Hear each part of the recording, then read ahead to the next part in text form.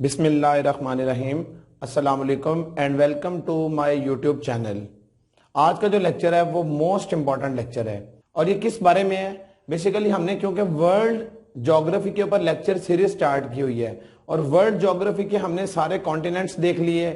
उसके बाद हमने उनकी कंट्रीज की डिटेल्स, उनके कैपिटल्स, यूज होने वाली करेंसी, सारी चीजें हमने नोट कर ली। अब हम ये देखते हैं कि वर्ल्ड ज्योग्राफी के अंदर ना एक इंपॉर्टेंट टॉपिक है और वो क्या है, world organisations and institutions.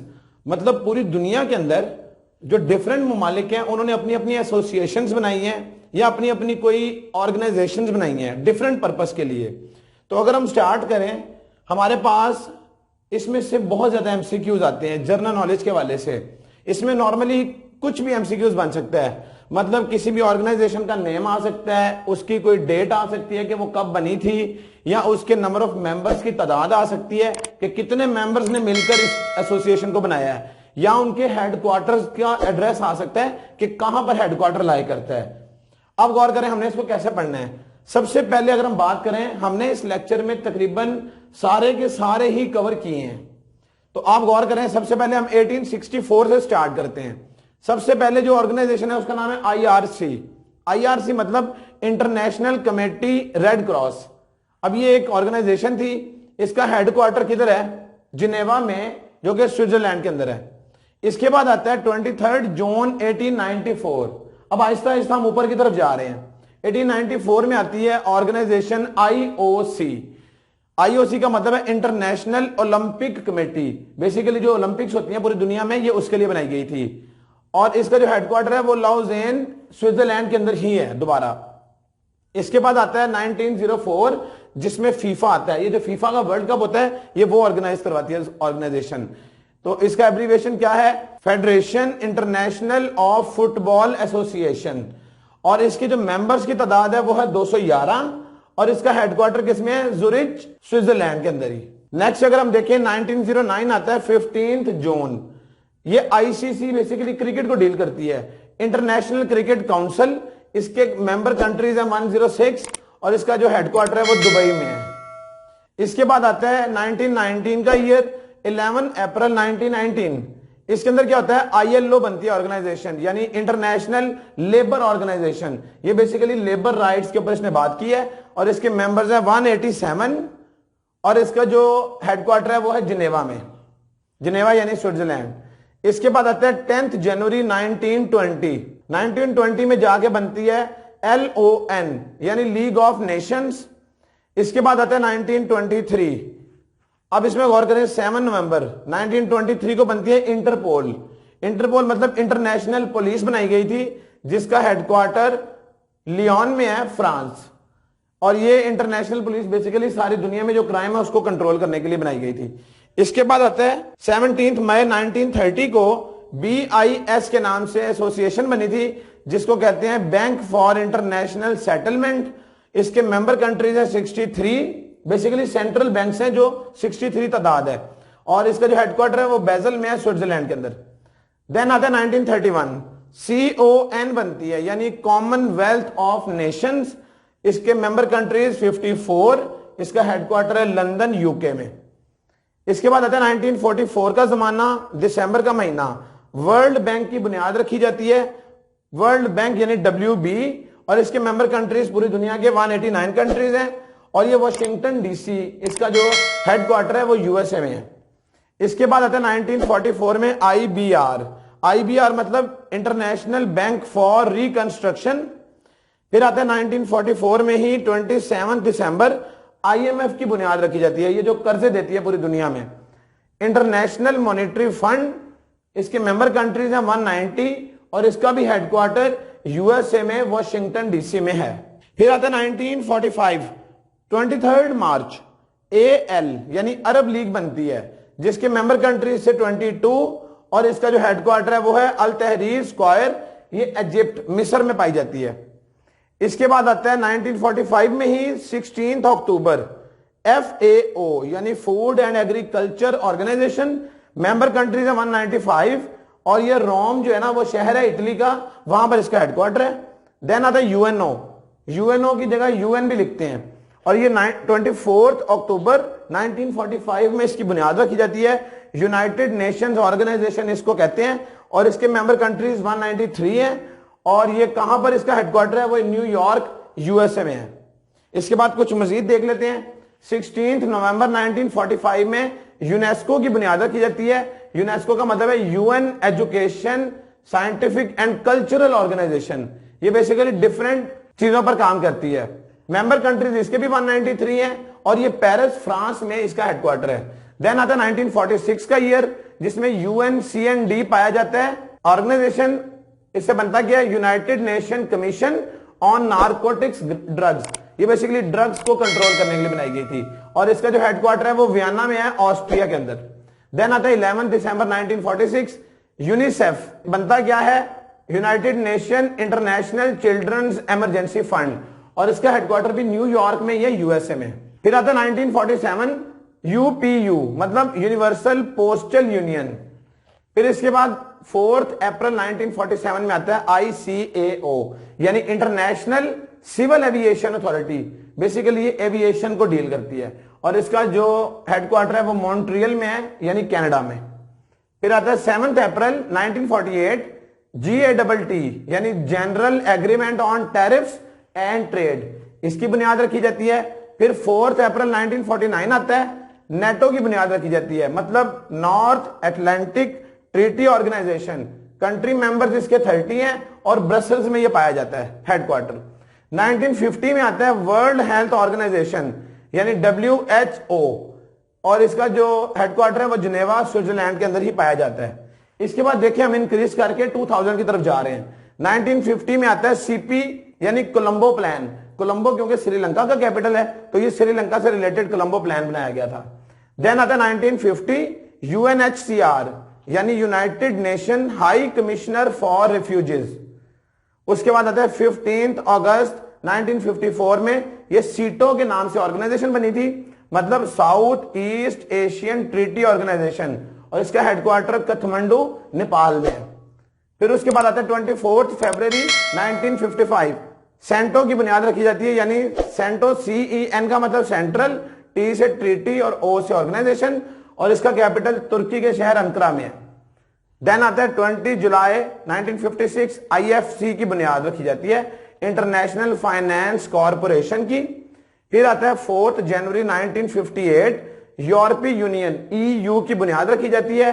Member countries 27 और इसका हेडक्वार्टर है ब्रसेल्स में। देन 1958 में ही आता है IMCO inter government maritime consultative organisation.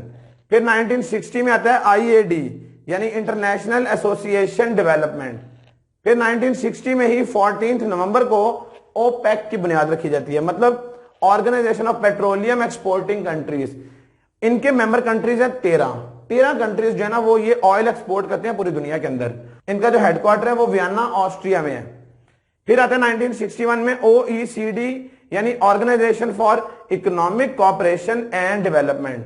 Member countries 36, इसका जो हेडक्वार्टर है वो पेरिस यानी फ्रांस में है। फिर आता है 1961 जिसमें AI यानी एमनेस्टी इंटरनेशनल की बुनियाद रखी जाती है लंदन में UK। फिर आता है 1961 में ही 29 अप्रैल WWF यानी world wide fund for nature, इसका जो है वो स्विट्जरलैंड में ग्लैंड वैन के नाम से ये इसका हेडक्वार्टर एग्जिस्ट करता है यहां पर। फिर आता है 1963 OAU यानी ऑर्गेनाइजेशन ऑफ अफ्रीकन यूनियन। फिर आता है 1964 RCD मतलब रीजनल कोऑपरेशन डेवलपमेंट।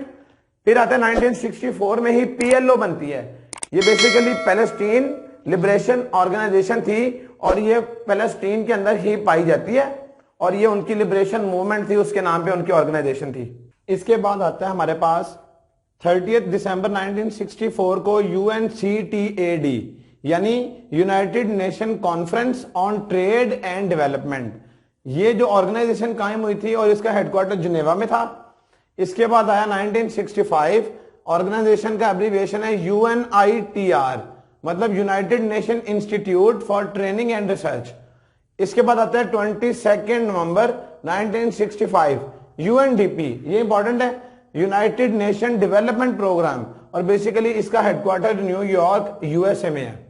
इसके बाद आता है 22 अगस्त 1966 ADB, एशियन डेवलपमेंट बैंक। इसके मेंबर्स की तादाद है 68 और इसका हेडक्वार्टर है मेट्रो मैनिला, फिलीपींस के अंदर। फिर आता है 1967 यूनिडो यानी United Nation industrial development organisation, basically जो इंडस्ट्री की डेवलपमेंट हो रही है उससे रिलेटेड थी ये। फिर आता है 1967 में ही UNFPA यानी United nation fund for population activities, और इसका जो हेडक्वार्टर है वो भी न्यूयॉर्क USA में है। फिर आते हैं 14 जुलाई 1967 वीपो मतलब वर्ल्ड इंटेलेक्चुअल प्रॉपर्टी ऑर्गेनाइजेशन। इसके मेंबर्स हैं ऑर्गेनाइजेशन के 193 और इसका हेडक्वार्टर जिनेवा में है।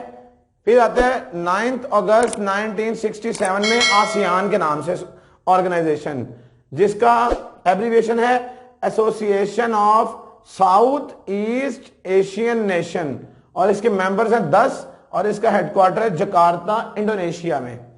फिर आता है 25 सितंबर 1969 OIC ऑर्गेनाइजेशन है, ऑर्गेनाइजेशन ऑफ इस्लामिक कोऑपरेशन। ये बेसिकली मुस्लिम ममालिक का इत्तेहाद है, कंट्रीज है 57 और इसका जो हेडक्वार्टर है वो जद्दा में है यानी सऊदी अरेबिया में।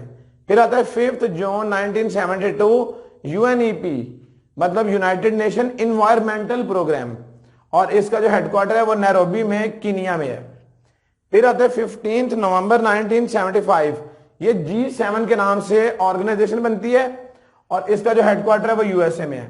फिर आता है 1977 IFAD, इससे जो बनता है वो है international fund for agriculture development. फिर आता है 1978 में HR वॉच।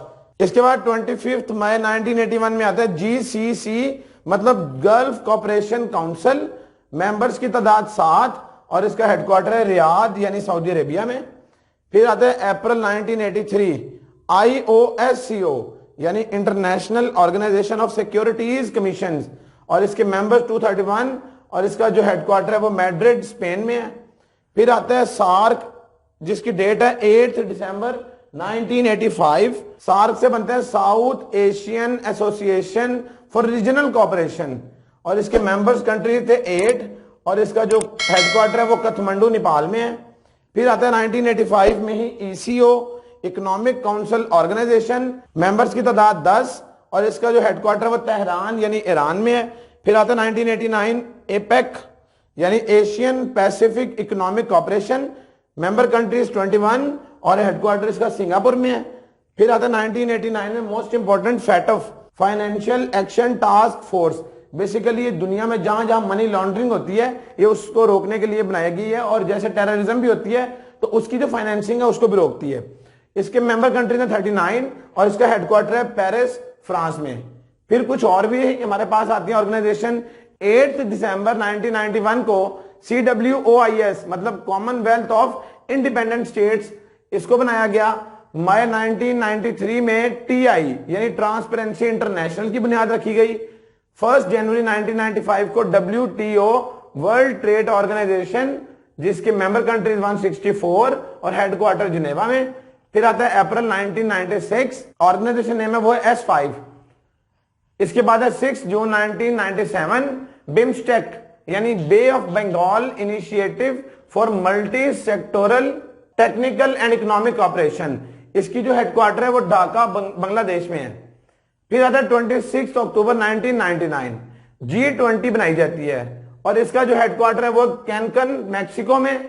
फिर आता है 10 नवंबर 1999 वाडा बनाया जाता है यानी वर्ल्ड एंटी डोपिंग एजेंसी, और इसका जो हेडक्वार्टर है वो कनाडा में मॉन्ट्रियल क्यूबेक में है। फिर आता है 26 मई 2001 AU के नाम से ऑर्गेनाइजेशन अफ्रीकन यूनियन, और एडिस अबाबा इसका जो है वो हेडक्वार्टर है और इथियोपिया के अंदर। फिर आता है 15 जून 2001 SCO की बुनियाद रखी जाती है। बेसिकली ये जो S5 है और SCO ये इंटर रिलेटेड है, यानी Shanghai cooperation organisation, member countries 8 हैं और ये शंघाई चाइना में ऑर्गेनाइजेशन का हेडक्वार्टर है। फिर आता है जून 2009 ब्रिक्स की बुनियाद रखी जाती है, जिसमें 5 मेंबर कंट्रीज हैं, मतलब एक B से, R से, I, C और S से, और शंघाई में इसका हेडक्वार्टर है। 30 नवंबर 2015 में ISA इंटरनेशनल सोलर अलायंस, ये बेसिकली इंडिया ने इसके लिए वर्क किया था और उसका जो गुरुग्राम है हरियाणा में इसका वो हेडक्वार्टर है। और अगर एक और देखिए हम 2016 में 16 जनवरी में AIIB के नाम से ऑर्गेनाइजेशन बनती है, यानी Asian infrastructure investment bank. Member countries इसके 105 हैं और ये किस जगह पे हेडक्वार्टर है? बीजिंग में, चाइना। अब गौर करें, हमने अपने इस लेक्चर के अंदर तकरीबन जितने भी एंट्री टेस्ट हैं, चाहे वो FIA का है, NAB का है, CSS, PMS, PPSC का कोई भी टेस्ट, उनमें जितनी एसोसिएशंस या ऑर्गेनाइजेशंस या इंस्टीट्यूशंस का जिक्र आता है वो सारी की सारी हमने इस लेक्चर में कवर की हैं। हमने पूरी कोशिश की है कि इस लेक्चर में आपको सबके हेडक्वार्टर, सबके मेंबर्स यानी जो आते हैं नॉर्मली, उसके अलावा सबके एब्रीविएशंस और सबकी जो डेट है एस्टेब्लिशमेंट की, वो सारा आपको बताएं। तो ये जो लेक्चर है ये बहुत ज्यादा इंपॉर्टेंट है, इसको आपने रोक रोक के सुनना है क्योंकि टाइम की कमी की वजह से हमने इसको थोड़ी स्पीडीली किया है कवर। तो आप इसको रोक रोक के सुनिएगा, इसकी डेट्स को याद कीजिएगा और एंट्री टेस्ट में अच्छा परफॉर्म करिएगा। यहां तक हमारा लेक्चर कंप्लीट होता है। And thank you very much for giving your time to my YouTube channel.